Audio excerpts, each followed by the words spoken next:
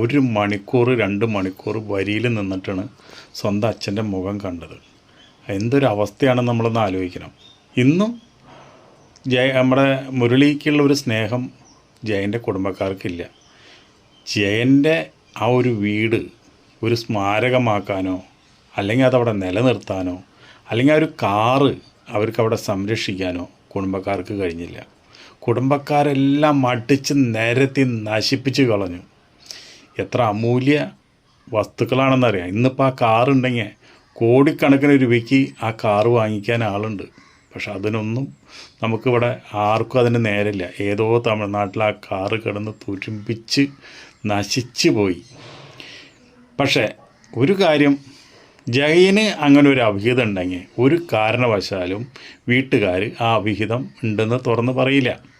കാരണം സ്വത്തുക്കൾ നഷ്ടപ്പെടും.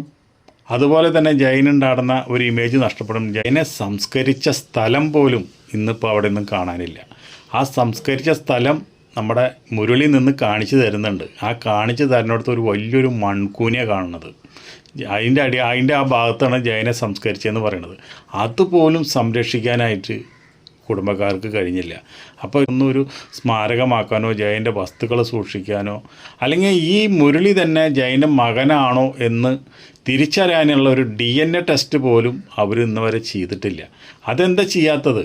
ജയൻ്റെ DNA എടുത്ത് മുരളി മകനല്ലെങ്കിൽ ഞങ്ങൾക്ക് ജനങ്ങൾക്ക് അത് അറിയേണ്ട ആവശ്യമുണ്ട്. ജനങ്ങൾ ഒരുപാട് സ്നേഹിച്ചാണ് നമ്മുടെ ജയൻ്റെ മകനെ സ്നേഹിക്കാനും ഞങ്ങൾക്ക് അറിയും. അതിൻ്റെ സത്യാവസ്ഥ പുറത്ത് കൊണ്ടുവരണമെങ്കിൽ ജയൻ്റെ കുടുംബക്കാർ മുരളീനെ DNA ടെസ്റ്റ് നടത്തണം.